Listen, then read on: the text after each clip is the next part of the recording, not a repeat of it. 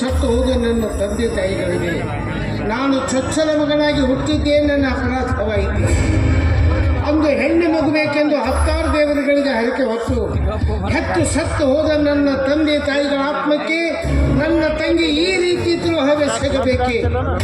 ದೇವರೇ, ಇನ್ನು ಅದೆಷ್ಟು ನೋವುಗಳನ್ನು ನಾನು ಕೊಡಬೇಕಂತ ಮಾಡಿದ್ದೀಯಪ್ಪ.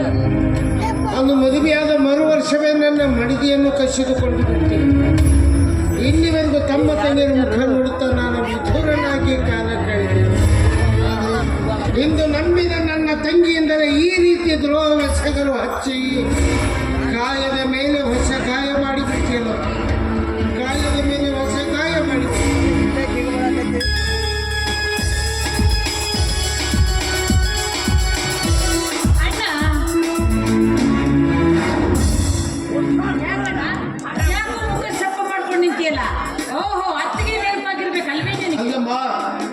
ನಿನ್ನತ್ತಿಗೆ ಸತ್ತು 10 ವರ್ಷಗಳು ಉರುಳಿ ನೆನಪು 100 ಮೈಲಿ ದೂರ ಸಾಗಿರುವಾಗ ಅವಳ ಹುಚ್ಚಿ ನಿನ್ನ ಮುಖ ಪೆಚ್ಚು ಮಾಡಿಕೊಳ್ಳುವಷ್ಟು ಮೂರ್ಖ ಅಲ್ಲಮ್ಮ. ಈ ಮನೆ ಯಜಮಾನನಲ್ವೇನಮ್ಮ ಅಂದಾಗ ಇಲ್ಲಿ ಆಗು ಹೋಗುಗಳ ಬಗ್ಗೆ ವಿಚಾರ ಮಾಡಬೇಕಾದದ್ದು ನನ್ನ ಕರ್ತವ್ಯ ತಾನೆ. ಬಾಯ್ದ ಬಾಯ್ ಇವರಾದಂತೂ ಗೊತ್ತಾಗಿಲ್ಲ. ಅಣ್ಣ, ನೀನನ್ನು ಕ್ಷಮಿಸಿದಿ ಅಂತ ಹೇಳಿದ್ರೆ ಮಾತ್ರ ನೀವು ಪರಿಚಯ ಮಾಡ. ಅಯ್ಯೋ ನನ್ನ ಮುತ್ತಿನ ತಂಗಿ, ಕೈಯಲ್ಲಿ ಬೆಣ್ಣೆ ಹಿಡ್ಕೊಂಡು ಇದನ್ನು ತಿಂದ್ರೆ ಅಣ್ಣ ಅಂತ ಕೇಳಿದರೆ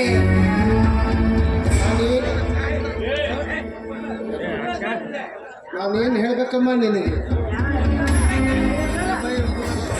ರೇಮೇಶ, ನಾವು ಯಾರು ಅಂತ ಹೇಳ್ತೀರಾ? ಪ್ರಿಯಕರ ಅಲ್ವೇ? ನಾಚಿಕೆ ಆಗೋದಲ್ಲ ನನಗೆ ಮಾತು ಹೇಳೋದಕ್ಕೆ? ಏನು ಮಾತಾಡಬೇಡ ಅಂತ ಮುನ್ನೆಚ್ಚರಿಕೆ ನೀನು ನನಗೆ ಕೊಡ್ತಾ ಇದ್ದೀಯ. ಎಷ್ಟು ದಿನ ಆಯ್ತು ನಿಮ್ಮ ಜೊತೆಗೆ ನಿನ್ನ ಸರಸ ಸಲ್ಲಪ ಪ್ರಾರಂಭವಾಗಿ? ನಾನು ತಪ್ಪು ಮಾಡ್ತೀನಿ ನಿಜ. ನೀ ಬರೀ ತಪ್ಪು ಮಾಡಿಲ್ಲ ತಂಗಿ, ಈ ಪ್ರಪಂಚವೇ ಒಪ್ಪಲಾರ್ದಂಥ ತಪ್ಪು ಮಾಡಿ ನಿನ್ನ ಅಣ್ಣಂದಿರು ಸೊಪ್ಪು ಹಾಕುವಂತೆ ಮಾಡಿರುವೆ. You don't talk mister Jagadish. This is my family personal subject. ತಂಗಿ, ನಂಬಿದವರಿಗೆ ದ್ರೋಹ ಮಾಡುವಷ್ಟು ಪರಮಾವಧಿಯ ಪಾಪ ಈ ಪ್ರಪಂಚದಲ್ಲಿ ಬೇರೊಂದಿಲ್ಲಮ್ಮ. ತಪ್ಪು ಮಾಡಿದವರನ್ನು ಕ್ಷಮಿಸುವ ದೊಡ್ಡ ಗುಣ ಈ ಪ್ರಪಂಚದಲ್ಲಿ ಬೇರೊಂದು ಇಲ್ಲ. ಮಾಡಿದ ತಪ್ಪು ಕ್ಷಮಿಸುವಂಥದ್ದಿರಬೇಕು. ಕೈ ಜಾರಿ ಒಡೆದು ಹೋದ ಕನ್ನಡಿಯನ್ನು ಪುನಃ ಕೂಡಿಸಲು ಬರುವಂತಿಲ್ಲ. ಜಾರುವ ಮೊದಲೇ ಜಾಗರೂಕರಾಗಿರಬೇಕಮ್ಮ. ಅಂದ್ರೆ ಒಂದು ಹೆಣ್ಣು ತಾನು ಬಯಸಿದ ಗಂಡನನ್ನು ಪ್ರೀತಿಸುವುದು ಅಪರಾಧವೇ? ಸೃಷ್ಟಿಯ ನಿಯಮದ ಪ್ರಕಾರ ಒಂದು ಗಂಡು ಹೆಣ್ಣನ್ನ, ಹೆಣ್ಣು ಗಂಡನ್ನ ಪ್ರೀತಿಸುವುದು ಅಪರಾಧ ಅಂತ ಹೇಳಿದರೆ ಈ ಪ್ರಪಂಚದಲ್ಲಿ ನನ್ನಂಥ ಮೂರ್ಖರೇ ಯಾರೂ ಇಲ್ಲ. ಆದರೆ ಆಸೆಗೂ ಒಂದು ಅಳತೆ ಇದೆಯಮ್ಮ. ಬುದ್ಧಿ ಅನ್ನೋದನ್ನ ದೇವರು ಮಾನವ ಜೀವಿಗಳಿಗೆ ಯಾಕೆ ಕೊಡಬೇಕು? ತಾನೇನು ತನ್ನದೇನು ಎಂಬುದನ್ನು ವಿಚಾರ ಮಾಡುವ ಶಕ್ತಿಯೇ ಬುದ್ಧಿಗಿರುವ ಮೊದಲ ಕರ್ತವ್ಯ. ನೀ ಮಾಡಿದ್ದು ಬರೀ ಪ್ರೀತಿಯಾಗಿದ್ದರೆ ವಿಚಾರಕ್ಕೆ ಆಸ್ಪದ ಇತ್ತು. ಆದರೆ ನೀನೀಗ ಪ್ರೀತಿ ಎಂಬ ನದಿ ದಾಟಿ ಮೋಹ ಅನ್ನೋ ಹೊಳೆ ಈಜಿ ಕಾಮ ಅನ್ನೋ ಸಮುದ್ರದಲ್ಲಿ ಬಿದ್ದು ಒದ್ದಾಡ್ತಾ ಇದ್ದೀಯಮ್ಮ. ಅಂದ್ರೆ ನೀನೀಗ ಗರ್ಭಿಣಿ ತಾನೆ? ಈ ವಿಷಯ ಬೆಕ್ಕು ಕಣ್ಣು ಮುಚ್ಕೊಂಡು ಹಾಲು ಕುಡಿದ್ರೆ ಪ್ರಪಂಚನೇ ಕಣ್ಣು ಮುಚ್ಕೊಂಡು ಕುಳಿತಿರುತ್ತೆ. ಇದೀಗ ನಿಮ್ಮ ಪ್ರಿನ್ಸಿಪಾಲ್ ಪರಮೇಶ್ವರನವ್ರು ಬಂದು ಎಲ್ಲ ವಿಷಯ ನಾನು ತಪ್ಪು ಮಾಡಿದ್ದೇನೆ. ಆದರೆ ಹಿರಿಯನಾದ ನೀನೇ ಕ್ಷಮಿಸದಿದ್ರೆ ಹೇಗಣ್ಣ? ಈ ವಿಷಯ ಅಂಬರೀಷ್ ಅಣ್ಣನಿಗೆ ಗೊತ್ತಾಗ್ಬಿಟ್ರೆ ನನ್ನ ಮುಂದೆ ಹಾಕಿಬಿಡ್ತಾನೆ. ಹೀಗಾದ್ರೂ ಮಾಡಿ ಈ ವಿಷಯ ಅವ್ರಿಗೆ ತಿಳಿಸಿ ಇವ್ರ ಜೊತೆ ನನ್ನ ಮದುವೆ ಮಾಡುವಂತ ಮಿಸ್ಟರ್, ನಾನು ನಿಮ್ಮೊಂದು ಮಾತು ಕೇಳ. ನೀವು ನಿಜವಾಗಿಯೂ ನನ್ನ ತಂಗಿ ನಾನು ಪ್ರೀತಿ ಮಾಡ್ತಾ ಇದ್ದೀರೋ ಅಥವಾ ಉಕ್ಕಿನ ಹರೆಯ ಬಿಕ್ಕು ನಿಲ್ಲಲು ಈ ರೀತಿ ಕಪಟ ನಾಟಕ ಆಡ್ತಾ ಇದ್ದೀರ? ಸರ್, ನಿಮಗೆ ಒಂದೇ ಮಾತಿನಲ್ಲಿ ಹೇಳಬೇಕಾದರೆ ನಾನು ಬದುಕುವುದಾದರೆ ನಿಮ್ಮ ತಂಗಿಯ ಜೊತೆಗೆ ಬದುಕುತ್ತೇನೆ, ಮಡಿಯುವುದಾದರೆ ನಿಮ್ಮ ತಂಗಿಯ ಜೊತೆಗೆ ಮಡು ಸಾವನ್ನಪ್ಪುತ್ತೇನೆ. ಇದಕ್ಕೆ ನಿಮ್ಮ ಪವಿತ್ರವಾದ ಪಾದವೇ ಸಾಕ್ಷಿ. ನಿಮ್ಮಿಬ್ಬರ ಈ ಪವಿತ್ರವಾದ ಪ್ರೀತಿಗೆ ನನ್ನ ಸಂಪೂರ್ಣ ಪುರಸ್ಕಾರ ಇದೆ. ಆದರೆ ನನ್ನ ತಮ್ಮನ ಸಿಟ್ಟು ಎಲ್ಲಿ ಅನಾಹುತಕ್ಕೆ ಎಡೆ ಮಾಡಿ ಕೊಡ್ತಾನೆ ಭೀತಿ ಬೇರೆ ಕಾಡ್ತಾ ಇದೆ. ಮಿಸ್ಟರ್ ಜಗದೀಶ್, ಒಂದು ಕೆಲಸ ಮಾಡಿ. ಈಗ ನನ್ನ ತಮ್ಮ ಕೋರ್ಟ್ನಿಂದ ಬರೋ ಹೊತ್ತಾಯಿತು. ಕಾರಣ ಅವನ ಆವೇಶ ಅಳಿದು ಅನುಮೋದನೆ ಸಿಗುವವರೆಗೂ ದಯವಿಟ್ಟು ತಾವು ಸ್ವಲ್ಪ ಹೊತ್ತು ಮರೆಯಾಗಿರ್ತೀರ? ಆಯ್ತು ಸರ್, ನಿಮ್ಮಲ್ಲಿ ಒಂದು ರಿಕ್ವೆಸ್ಟ್ ಕೇಳಿ. ಸರ್, ದುಡುಕಿದ ಜೀವಿಗಳಿಗೆ ಕೆಡುಕು ಮಾಡದೆ ಒಲಿತು ಮಾಡಬೇಕಂತ ದಯವಿಟ್ಟು ಬೇಡ್ತಾರೆ. ಪ್ರಯತ್ನ ಪಡ್ತೀನಿ, ನೋಡೋಣ ದೇವರಿಚ್ಛೆ. ಇವತ್ತು ನೀನು ಹುಟ್ಟಿದ ಅಂದಾಗ ನಿನ್ನ ಅಂಬರೀಷ್ ಅಣ್ಣ ಎಷ್ಟೊಂದು ಆತುರ ಆನಂದದಿಂದ ಬರ್ತಾನೆ ಅಂತ ಸ್ವಲ್ಪ ಯೋಚನೆ ಮಾಡಿದೀಯಾ? ಅಣ್ಣ, ನೀವಿಬ್ರು ನನ್ನ ಎರಡು ಕಣ್ಣುಗಳಿದ್ದ ಹಾಗೆ. ಹಾಗಂತ ತಿಳಿದು ಈ ವಿಷಯನ ಅವಳ ಮುಂದೆ ಒಮ್ಮೆಲೆ ಪ್ರಸ್ತಾಪ ಮಾಡ್ಲಿಕ್ಕೆ ಹೋಗ್ಬೇಡ. ಮತ್ತೆ ಸಮಯ ಸಂದರ್ಭ ನೋಡಿಕೊಂಡು ನಾನೇ ತಿಳಿಸ್ತೀನಿ. ಓಕೆ.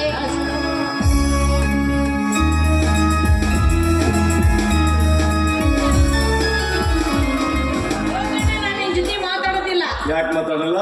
ಯಾಕೆ ಮಾತಾಡೋದಿಲ್ಲ ಅಂತ ಕೋರ್ಟ್ ಕೆಲಸ ಮುಗಿಸ್ಕೊಂಡು ಬರೋದಕ್ಕೆ ಇಷ್ಟಾಕ್ ಲೇಟ್ ಮಾಡ್ದೆ? ಕೋರ್ಟ್ ಹೌಸ್ ಮುಗಿಬೇಕಲ್ಲಮ್ಮ. ಇಲ್ಲಿ ಎಲ್ಲ ಪ್ರೀತಿ ದೊಡ್ಡನಿಗೆ ಹಂಚಿದೆಯೋ, ನನ್ನ ಪಾಲಿಗೆ ಸ್ವಲ್ಪ ಅದು ಉಳಿಸಿದೆಯೋ? ಅಣ್ಣ, ನಿಮ್ಮಿಬ್ಬರ ಪ್ರೀತಿಯನ್ನು ತಕ್ಕಡಿಲಿಟ್ಟು ತೂಗಿದ್ರೆ ಮಧ್ಯದ ಮುಳ್ಳು ಮಧ್ಯದಲ್ಲೇ ನಿಲ್ಲುತ್ತೆ. ಮಾತಾಡಿದ್ರೆ ಕಲ್ಲು ಕೂಡ ಕರಗಬೇಕು ನಿನ್ನ ಮಾತಿಗೆ. ಎಷ್ಟೇ ಆದ್ರೂ ನಾನು ನಿನ್ನ ತಂಗಿ ಅಲ್ವೇ? ಹೌದಲ್ವಾ? ಇಲ್ಲಿ ನಿನ್ನೆ ಹುಟ್ಟೋಬೇಕೆ ನನ್ನ ಪ್ರೆಸೆಂಟೇಷನ್. ಏನದು? ಮೈಸೂರು ಸಿಲ್ಕ್ ಸಾರಿ. ಏನಣ್ಣ ನೀನು? ಹುಟ್ಟು ಹಬ್ಬಕ್ಕೊಂದು ಸೀರೆ, ದಸರಾ ಹಬ್ಬಕ್ಕೊಂದು ಸೀರೆ, ದೀಪಾವಳಿಗೊಂದು ಸೀರೆ, ಯುಗಾದಿಗೊಂದು ಸೀರೆ, ಹೀಗೆ ವರ್ಷದಲ್ಲಿ 12 ಸೀರೆ ತೆಗೆದುಕೊಂಡು ಬಂದು ನಮ್ಮ ಮನೆಯನ್ನು ಮೈಸೂರು ಸಿಲ್ಕ್ ಸಾರಿ ಸೆಂಟರ್ ಮಾಡ್ಬೇಕಂತ ಮಾಡಿಲ್ಲ ತಂಗಿ. ನೀನು ತಂದುಕೊಳ್ಳಾರೆ ಮತ್ತಾರ್ಗಮ್ಮ ತಂದು ಕೊಡ್ಬೇಕು ನಾನು? ಯಾಕಣ್ಣ, ಪಾಪ ಮನೇಲಿ ಸರೋಜವ ಅತ್ತಿಗೆ ಇಲ್ವಾ? ಅವಳಿಗೆ ವರ್ಷದಲ್ಲಿ ಒಂದು ಸೀರೆನಾದ್ರು ತಂದು ಕೊಟ್ಟಿದ್ಯಾ? ಒಂದ್ ಮಾತು ಹೇಳಿದ್ರಿ ಕೇಳಮ್ಮ. ಎಷ್ಟೇ ಆಗ್ಲಿ ನೀನು ನಮ್ಮ ಬೆನ್ನಿಂದ ಹುಟ್ಟಿ ಬಂದಂತ ಅರಗಿಳಿ ಮತ್ತತ್ತಿಗೆ ನಿನ್ನ ಅತ್ತಿಗೆ ತವರ ಮನೆಯಲ್ಲಿ ತಿಂದುಂಡು ತುಂಬಿದ ರಕ್ತವನ್ನು ಗಂಡನೆಂಬ ಹೊಲಿಗೆ ಹಂಚಲು ಬಂದ ಜಿಂಕೆ ಜಿಂಕೆ. ಮಾತಿನಲ್ಲಿ ನಿನ್ನನ್ನು ಸೋಲಿಸಲು ಯಾರಿಂದ ಸಾಧ್ಯ ಇಲ್ಲ. I am advocate. ಅಣ್ಣ, ಆಶೀರ್ವಾದ ಮಾಡಿ. 100 ವರ್ಷ ಮುಗಿದ ಸ್ವೀಟ್ ಮೇಡಮ್. ಹಾಲುಗ್ಗಿ ಮಾಡಿದ್ದೀನಿ. ಹಾಲುಗ್ಗಿ ಸಿರ ಮಾಡಿ. ಓಕೆ ಅಣ್ಣ, ನನ್ನ ಹೆಂಡತಿ ಅರ್ಪಣೆಯಿಂದ ಏನಾದ್ರೂ ವಿಷಯ ತಿಳಿದು ಬಂತು ಅಥವಾ ಇನ್ನು ಯಾವ ವಿಷಯ ಗೊತ್ತಾಗಿಲ್ಲ ತಮ್ಮ? ಅಲ್ಲ, ದಿನ ತುಂಬಿದ್ರೆ ಇನ್ನೂ ಅವಳಿಗೆ ಹೆರಿಗೆ ಯಾಕೆ ಆಗಲಿಲ್ಲ? ಅದೇ ಚಿಂತೆ. ನನ್ನ ಮಾತಲ್ಲಿ ಕೇಳ್ತಪ್ಪ ನೀನು. ಇದೇವಲ್ಲ ಆಸ್ಪತ್ರೆ ಹೆರಿಗೆ ಮಾಡಿಸೋಣಂದ್ರೆ ಮೊದಲು ಹೆರಿಗೆ ತವರ ಮನೆಯಲ್ಲಿ ಆಗಬೇಕು, ಹಾಗೆ ಹೀಗೆ ಹೇಳಿ ಕಳಿಸ್ಬಿಟ್ಟಿಯಲ್ಲಪ್ಪ. ಈಗ ಅನುಭವಿಸೋರು ಯಾರು? ನೋಡ್ತಮ್ಮ, ಈ ನೀತಿ ನಿಯಮಗಳ ಬಂಧನ ಯಾವತ್ತೂ ಹರಿದು ಹಾಕ್ಲಿಕ್ಕೆ ಬರೋದಿಲ್ಲ. ಎಷ್ಟೇ ಕಷ್ಟ ತೊಂದರೆ ಬಂದರೂ ಹೆಣ್ಣಿನ ಪ್ರಥಮ ಹೆರಿಗೆ ಅವಳ ತವರೂರಲ್ಲೇ ಆಗಬೇಕು. ಅಯ್ಯೋ ಅಣ್ಣ, ನೀವಿಬ್ರು ಯಾಕೆ ಚಿಂತೆ ಮಾಡ್ತಾ ಇದ್ದೀರಾ? ಇವತ್ತು ರಾತ್ರಿ ಅನ್ನೋಷ್ಟರಲ್ಲಿ ಅತ್ತಿಗೆ ಮುದ್ದಾದ ಗಂಡು ಮಗುಗೆ ಜನ್ಮ ನೀಡ್ತಾಳೆ. ಅಷ್ಟೊಂದು ಪರ್ಫೆಕ್ಟ್ ಆಗಿ ಹೇಗೆ ಹೇಳ್ತೀಯ ನೀನು? ನನ್ನ ನಾಲಿಗೆ ಮೇಲೆ ಕರಿ ಮಚ್ಚಿ ಇದೆ. ಹೌದಲ್ವಾ? ಸರಿ ಬಿಡು. ಬಾಯಿಲ್ ಸೀತ ಇದೆಯೋ ಏನು ಮನೆ ಇದು ವೇಸ್ಟ್ ಆಗತ್ತೆ ಅಣ್ಣ. Please math box open your mouth.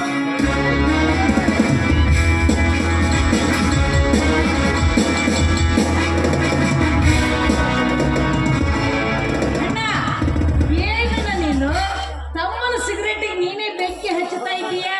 ಯಾಕೆ ನಿನಗೆ ಆಶ್ಚರ್ಯ ಆಗ್ತಾ ಇದೆಯಾ? ಮತ್ತೆ ನಿನಗೊಂದು ಮಾತು ಹೇಳ ತಂಗಿ, ಏನು? ನಾವಿಬ್ರು ಯಾವತ್ತೂ ಅಣ್ಣ ತಮ್ಮಂದಿರಂತೆ ಬೆಳೆದು ಬಂದಿಲ್ಲ. ಆಸ್ ಎ ಫ್ರೆಂಡ್, ಸ್ನೇಹಿತರಾಗಿ ಬೆಳೆದು ಬಂದಿದ್ದೀವಿ. ಮೇಲಾಗಿ ಈ ಕತ್ತು ಮಾಡುವ ಚಟ ಕತ್ತು ಕೊಯ್ಯುವುದಂತೆ ಎದುರು ಮಾಡುವ ಹಠ ಹರುಷ ಕೊಡುವುದು. ನಿಮ್ಮಣ್ಣ ಸಿಗರೇಟ್ ಸೇದುವುದಕ್ಕೆ ಒಂದು ಬಲವಾದ ಕಾರಣ ಇದೆ. ಏನನ್ನದು? ಈಗ ಬೇಡ, ಸಮಯ ಬಂದಾಗ ಹೇಳ್ತೀನಿ. ಅಲ್ಲ, ಅದನ್ನ ಯಾಕೆ ಮುಚ್ಚಿಟ್ಕೋತೆ ಪುಣ್ಯಾತ್ಮ? ಅಲ್ಲಪ್ಪ, ತಂಗಿ ಮುಂದೆ ಹೇಳಿದೆ, ಮತ್ತಾರ ಮುಂದೆ ಹೇಳ್ಬೇಕನ್ನೇ ಮಜೂಸಾದ ಕಥೆ ಇಲ್ಲ. ಹಾಗಾದ್ರೆ ತಮ್ಮದು ಪ್ರೇಮ ಪ್ರಕರಣ ಅನ್ನೇ? ನನ್ನದು ಪ್ರೇಮ ಪ್ರಕರಣ, ನಿನ್ನದು ಪ್ರೇಮ ಪ್ರಕರಣ ತಾನೇ? ಹೌದಣ್ಣ. ಹಾ, ಸಿಸ್ಟರ್.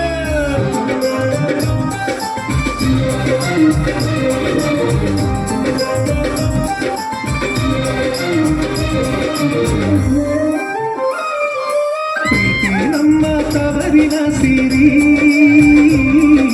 ಪ್ರೀತಿ ನಮ್ಮ ತವರಿನ ಸಿರಿ, ಪ್ರೀತಿ ನಮ್ಮ ತವರಿನ ಸಿರಿ, ಪ್ರೀತಿ ನಮ್ಮ ತವರಿನ ಸಿರಿ. ತವರಿನ ಬಾಗಿನ ನವಕೋಟಿ ಕೇಸರಿ, ತವರಿನ ಅಂಬರ ಉಸಿರಾಟ ಕೇಸರಿ, ಅಣ್ಣ ನಮ್ಮ ತವರಿನ ಸಿರಿ. ಪ್ರೀತಿ ನಮ್ಮ ತವರಿನ ಸಿರಿ, ಪ್ರೀತಿ ನಮ್ಮ ತವರಿನ ಸಿರಿ.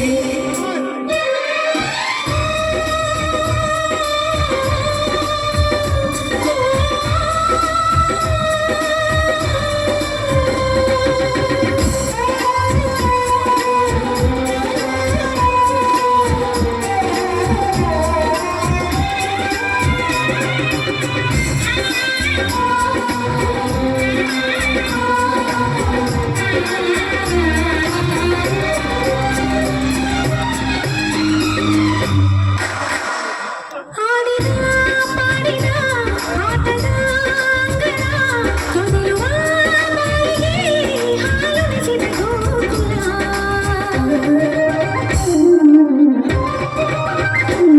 ಲಾಲಿಸಿ ಪಾಲಿಸಿ ಓದಿಸಿ ಮುದ್ದಿಸಿ ಒಪ್ಪುವ ಗಂಡಿನ ಮನೆ ಸೇರಿಸಬೇಕ.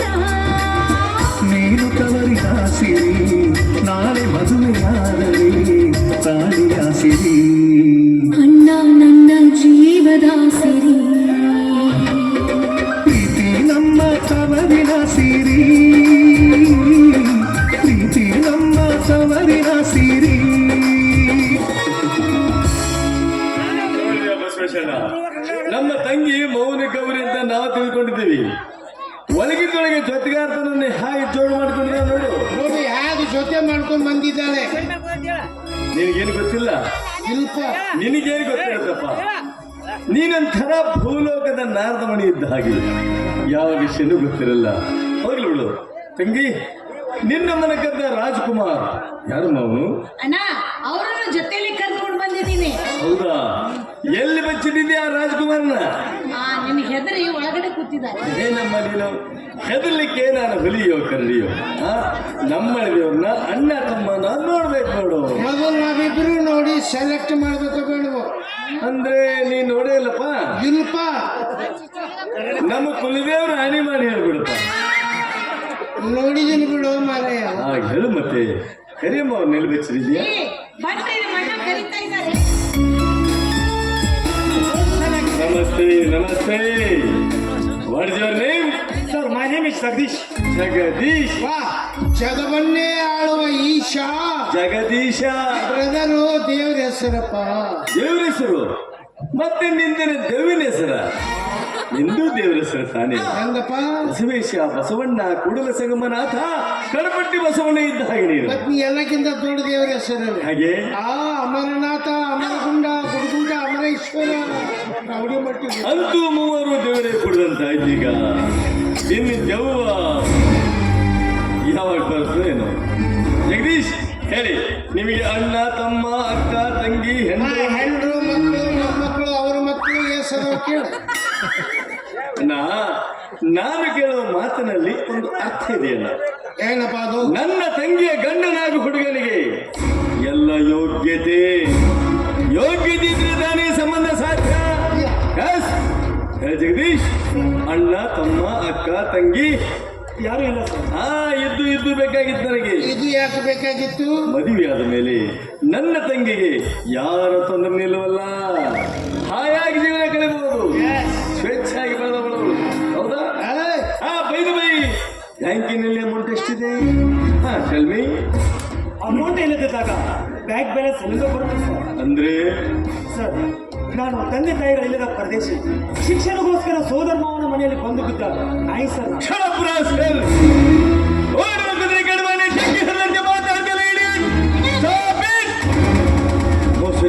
ಕೊಡು ಮೌಲಿಲಿ ಬಿಡೋ ಧನದ ಧಾತಿಯವನು ಇವನು. ಹೋಗಿ ಹೋಗಿ ಉಪ್ಪರಿಗೆ ಊರ್ವ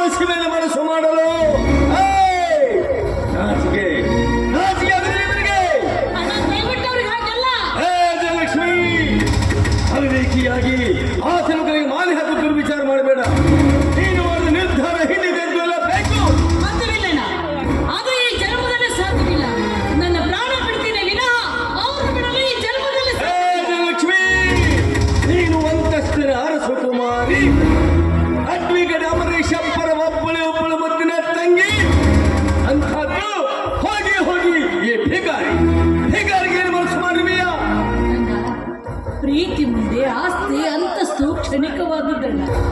ನಿನ್ನ ಅಹಂಕಾರ ದುರಹಂಕಾರ ಬಿಟ್ಟು ನನ್ನನ್ನು ಕೊಟ್ಟು ಮದುವೆ ಮಾಡು. ನನಗೆ ಅದರ ಉತ್ತರ ಕೊಡ್ತೇನೆ. ನೀನು ಹೇ ಜಯ, ನಿನ್ನ ಪ್ರಾಣ ತೆಗೆದು ನಿನ್ನ ಜೊತೆಗೇನೆ ಅಸುರನಿಗೆ ಹೊರತು ಇವನಿಗೆ ಧಾರಣೆ ಕೊಡಲು ಈ ಜನರ ಸಾಧ್ಯವೇ ಇಲ್ಲ. ನೋಡ್ತಮ್ಮ, ಈ ಆವೇಶವನ್ನು ಅಳಿದು ಸ್ವಲ್ಪ ಶಾಂತಿ ಸಾಗರದಲ್ಲಿ ಈಸಿ ನೋಡು. ನೀನು ಯಾರು ಬಡವರಿಗೋಸ್ಕರ ಹೋರಾಡಿ ಬಡವರಿಗಾಗಿಯೇ ನ್ಯಾಯ ದೊರಕಿಸಿಕೊಟ್ಟೆ ನ್ಯಾಯ ದೇವರು ಅಂಥದ್ದು ನೀನೇ ಕುಳಿತು ಬಡವರ ಅವಹೇಳನ ಮಾಡ್ತಾ ಇದ್ದೀಯಾ? ನ್ಯಾಯ ದೊರಕಿಸಿಕೊಟ್ಟ ಮಾತ್ರಕ್ಕೆ ಅವರ ಮನೆ ಹೆಣ್ಣು ಮಕ್ಕಳ ಮೇಲೆ ಕಣ್ಣು ಹಾಕ್ತಾ ಇದ್ರೆ ಇವರು ಇದು ನಮಗೆ ದ್ರೋಹ ಬಯಸಣ್ಣ. ಇಂಥವರ ಸಂಘ ಇವಳು ಬಯಸಿದಾರಲ್ಲ, ಏನಿರ್ಬೇಕು ಇವಳಿಗೆ ಏನಿರ್ಬೇಕು? ಕಳೆದು ಹೋದ ನಿನ್ನ ಜೀವನದ ಘಟನೆಗಳನ್ನು ಸ್ವಲ್ಪ ನೆನಪು ಮಾಡಿಕೊ. ಇದೇ ಪ್ರೇಮದ ಸುಳಿಗೆ ಸಿಕ್ಕು ಹಿಂದೆ ನಿನ್ನ ಜೀವನ ನಿನ್ನನ್ನು ಜೀವಂತ ಹೆಣೆ ಮಾಡಿರಲಿಲ್ವೇ? ನೀನು ಕಾಲೇಜಿನಲ್ಲಿ ಓದ್ತಿರ್ಬೇಕಾದ್ರೆ ಸರ್ ನಾಯಕ್ ಸುಬ್ಬರಾಯರ ಮಗಳನ್ನ ನೀ ಪ್ರೀತಿ ಮಾಡ್ತಾ ಇರಲಿಲ್ವಾ? ಅವಳು ನಿನಗೋಸ್ಕರ ತನ್ನ ಪ್ರಾಣ ಕೊಡಲಿಕ್ಕೂ ಸಿದ್ಧಳಾಗಿದ್ದಳು. ಈ ವಿಷಯ ತಿಳಿದ ಸುಬ್ಬರಾಯರು ತಮ್ಮ ಮಗಳನ್ನು ಕೊಲೆ ಮಾಡಲು ಮುಂದಾದರೆ ವಿನಃ ನಿನಗೆ ಕೊಟ್ಟು ಮದುವೆ ಮಾಡಲಿಲ್ಲ. ಆಗ ನೀನು ಅವಳ ಪ್ರೇಮದ ಹುಚ್ಚಿನಲ್ಲಿ ಕ್ರಮೇಣ ಕುಡಿಯುವ ಅಭ್ಯಾಸ ಪ್ರಾರಂಭಿಸಿದೆ. ಬೀದಿಯಲ್ಲಿ ಸಿಗರೇಟಿನ ಸುರಿಮಳೆಯನ್ನೇ ಸುರಿಸಿದೆ.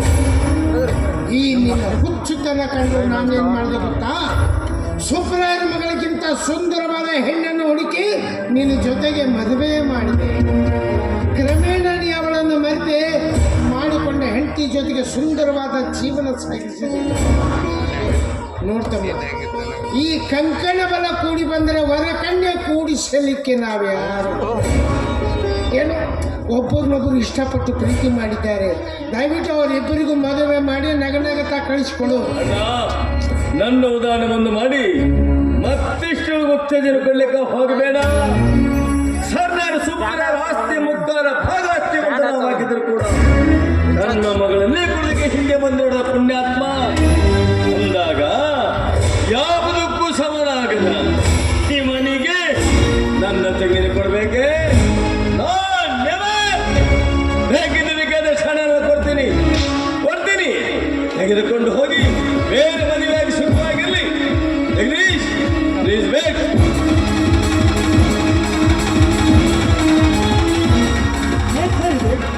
ದುಡ್ಡಿನ ಆಸೆಗಾಗಿ ನನ್ನ ಹೃದಯ ಜ್ಯೋತಿನ ಮರೆತು ಬಿಡುವುದನ್ನು ಹೇಳ್ತಾ ಇದ್ದೀರಾ ಸರ್? ಇದು ಮಾತ್ರ ಯಾವ ಕಾಲಕ್ಕೂ ಸಾಧ್ಯವಿಲ್ಲ ಸರ್. ಜಯಲಕ್ಷ್ಮಿ ಇಲ್ಲದ ಆರೋಗ್ಯಗಳು ಕೂಡ ನಾನು ಬದುಕಿರಲಾರೆ. ಜಯಲಕ್ಷ್ಮಿ, ನೀನು ಕೂಡ ನನ್ನಿಂದ ದೂರ ಆಗಬೇಕಂತ ಮಾಡ್ತಾ ಇದ್ದೀಯ. ಇಲ್ಲ ಜಗದೀಶ್, ಬದುಕು ಅನ್ನುವುದಾದ್ರೆ ಅದು ನಿಮ್ಮ ಜೊತೆ ಮಾತ್ರ. ನಮ್ಮಿಬ್ಬರನ್ನು ಅಗಲಿಸಲು ಆ ದೇವರಿಂದಲೇ ಸಾಧ್ಯವಿಲ್ಲದಿರುವಾಗ ಮಾನವ ಪ್ರಾಣಿ ನಮ್ಮ ಅಣ್ಣ ಏನು ಮಾಡ್ಬಲ್ಲ. ನಡೆಯಲಿ, ನಾವೇ ಇಲ್ಲ. ಅಡಿಗೆತ್ತು ಮುಂದಿಟ್ಟಿದ್ದಾದ್ರೆ ನನ್ನ ಗುಂಡಿಗೆ ಹೊಟ್ಟೆ ಹಾಕ್ಬೇಕಾಗುತ್ತೆ.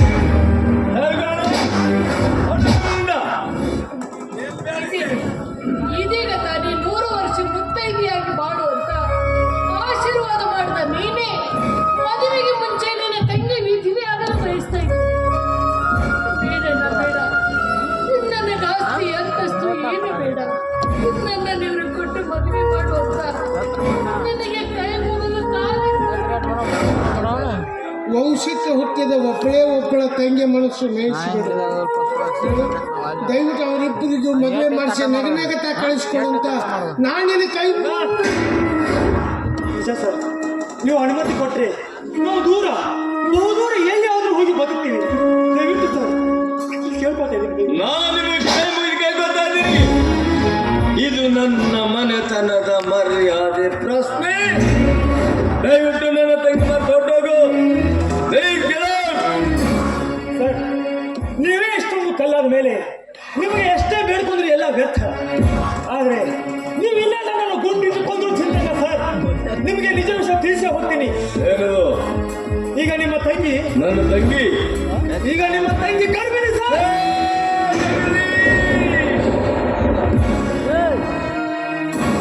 ತಂಗಿ, ಈ ಮಾತು ಸತ್ಯವೇನಮ್ಮ? ಇವನು ಹೇಳ್ತಾ ಇರೋದು ಸತ್ಯವೇನಮ್ಮ? ನಾನೀಗ ಇವರು ಮಗು ಹೊತ್ತ ಇವರು ಸತ್ತ ಎಷ್ಟು ವರ್ಷಗಳ ಹಿಂದೆ ಮನೆತನದ ಮರ್ಯಾದೆ ಕಾಯ್ಕೊಂಡು ಬಂದಿದ್ದೀವಿ ಅಣ್ಣ ತಮ್ಮ. ಕೊನೆಯ ಮರ್ಯಾದೆ ಮಣ್ಣು ಪಾರು ಮಾಡಿಬಿಟ್ಟಿಲ್ಲ ನೀನು. ಅಣ್ಣ ತಮ್ಮ ಏನು ಕೊರತೆ ಮಾಡ್ತೀವಂತ ನಮ್ಮಿಬ್ಬರ ಕಣ್ಣಲ್ಲಿ ಮಣ್ಣು ಹಾಕೋ ದುರ್ವಿಚಾರ ಮಾಡಿದ್ದೀನಿ. ಜಯ, ನೀ ನಡೆವ ದಾರಿಗೆ ಹೂವಿನ ಹಾಸಿಗೆ ಹಾಸಿದರು ನಮ್ಮ ಕಣ್ಣಿಗೆ ಮಣ್ಣರಿಸಿಬಿಟ್ಟಿಲ್ಲಮ್ಮ ನೀನು.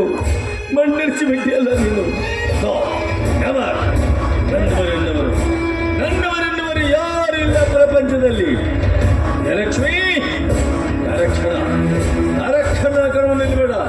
ಹೊರಟೋಗ್ಲಿಂದ ಹೊರಟೋಗಂದ್ರೆ ಜೊತೆಯಲ್ಲಿ ಹುಟ್ಟಿದ ತಂಗಿಗೆ ಅಣ್ಣನಿಟ್ಟ ಶಾಪ, ಪ್ರೀತಿ ಮಮತೆಯೆಲ್ಲ ಬರಿ ಮಾತನೇ ನಿಟ್ಟಿಸಿರು ನೋವಾ.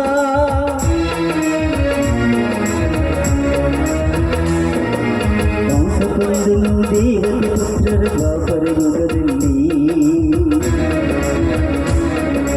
ಒಲಿದ ಪ್ರೇಮಿಗಳ ಕೊಂದ ಅಣ್ಣನು ಈ ಕಲಿಯುಗದಲ್ಲಿ. ಪ್ರೀತಿ ಪ್ರೇಮದ ಅರ್ಥ ತಿಳಿಯದ ಮನುಜನ ವ್ಯರ್ಥ, ಪ್ರೀತಿ ಪ್ರೇಮದ ಅರ್ಥ ತಿಳಿಯದ ಮನುಜನ ವ್ಯರ್ಥ. ತಂಗಿಯ ಸಿರಿರಾಸೆ ಮಾಡಿ, ತಂಗಿಯ ಸಿರಿರಾಸೆ ಮಾಡಿ ಏದನೆ ತುಂಬಿದನೇ. ಮಮತೆಯ ಮಗುವು ಜನಿಸುವ ಮುನ್ನ ಕಾಡಿಗೆ ಅಟ್ಟಿದನೇ. ಜೊತೆಯಲ್ಲಿ ಹುಟ್ಟಿದ ತಂಗಿಗೆ ಅಣ್ಣನಿಟ್ಟ ಶಾಪ, ಪ್ರೀತಿ ಮಮತೆಯೆಲ್ಲ ಪರಿಮಾತನೇ ನಿಟ್ಟಿಸಿರು ನೋವಾ, ನಿಟ್ಟಿಸಿರು ನೋವಾ, ನಿಟ್ಟಿಸಿರು ನೋವಾ. ಹೇ ತಮ್ಮ ಅಮರೇಶ, ಈಗಲಾದರೂ ನಿನ್ನ ಮನಸ್ಸಿಗೆ ಸಮಾಧಾನವಾಯ್ತೇನೋ? ತವರು ಬಿಟ್ಟು ಹೋದ ತಂಗಿಯ ಶಾಪ ನಿನಗೆ ತಟ್ಟದೆ ಇರಲಾರ್ದು ತುಂಬ. ನನ್ನ ತಂಗಿ ಇರಲಾರ್ದ ಈ ಮನೆಯಲ್ಲಿ ನಾನು ಕೂಡ ಒಂದು ಕ್ಷಣ ಇರೋದು. ಅಣ್ಣ ಅಂದ್ರಲ್ಲಪ್ಪ, ನೀನು ನನ್ನ ಬಿಟ್ಟು ಹೋಗ್ತೀಯ? ಹೌದು. ಮಾಡಬೇಡ ಅಣ್ಣ. ನನ್ನ ಸ್ವಾರ್ಥಕ್ಕಾಗಿ ನನ್ನ ಬದುಕಿಲ್ಲ ಅಣ್ಣ, ಬದುಕಿಲ್ಲಪ್ಪ. ಇದುವರೆಗೆ ನಾನು ದುಡಿದ ಸಂಪಾದನೆ ಹಣವನ್ನೆಲ್ಲ ನಿನ್ನ ಹೆಸರಿಗೆ ಬ್ಯಾಂಕಿನಲ್ಲಿ ಇಟ್ಟಿದ್ದೀನಪ್ಪ. ನಿಜ, ಬ್ಯಾಂಕಿನಲ್ಲಿ ಇಟ್ಟಿದ್ದೀನಿ. ಈ ಆಸ್ತಿ ಅಂತಸ್ತು ಎಲ್ಲ ನಿನ್ನ ಹೆಸರಿಗೆ ಬರೆದು ಬಿಟ್ಟಿದ್ದೀನಿ. ನನ್ನದೆನ್ನುವುದು ಈ ಮನೆಯಲ್ಲಿ ಯಾವುದಿಲ್ಲಪ್ಪ. ಇದ್ಯಾವುದು ನನಗೆ ಬೇಡ. ನನಗೆ ನನ್ನ ತಂಗಿ ಜಯಲಕ್ಷ್ಮಿ ಬೇಕು, ನನಗೆ ನೀರು ಬೇಕಪ್ಪ. ನೀ ಮಾಡಿದ ಈ ತ್ಯಾಗಕ್ಕಾಗಿ ನಾ ಎಷ್ಟು ಜನ್ಮದಲ್ಲಿ ನಿನ್ನ ಮಗನಾಗಿ ಹುಟ್ಟಿ ಬಂದು ನಿನ್ನ ಸೇವೆ ಮಾಡಿದರೂ ಅದು ಕಡಿಮೆ. ನಮ್ಮ ಏನು ಮಾಡಲಿಕ್ಕಾಗುತ್ತೆ? ನಮ್ಮ ತಂಗಿಯ ಹಣೆ ಬರಹವೇ ಹಾಗಿರುವಾಗ ಅದನ್ನು ತಪ್ಪಿಸಲು ಯಾರಿಂದ ತಾನೇ ಸಾಧ್ಯ? ಅದಕ್ಕೆ ತಮ್ಮ ಹಿಂದಿನಿಂದಲೂ ಬಲ್ಲವರು ಮಾತು ಹೇಳಿದ್ದಾರೆ, ಸಂತೋಷವು ಎಲ್ಲರ ಮನೆಯಲ್ಲಿ ನಕ್ಕು ನಲಿದಾಡುತ್ತಿರುವಾಗ ದುಃಖ ಹೊರಬಾಗಿಲಲ್ಲಿ ನಿಂತು ಕೈ ಮಾಡಿ ಕರೆಯುತ್ತಿರುತ್ತದೆ, ಬೇಗ ಬಾ ನನ್ನ ಸರದಿ ಇದೆ.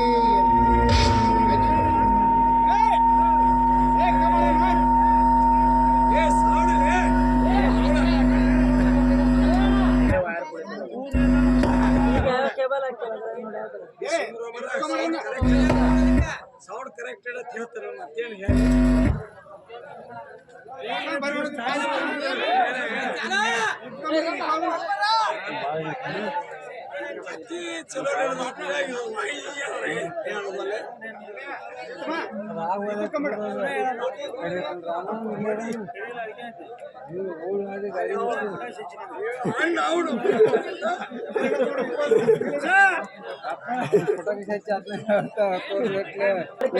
ಸರಿ ಅಣ್ಣ, ಹೋಗಿ ಬರೋಣ.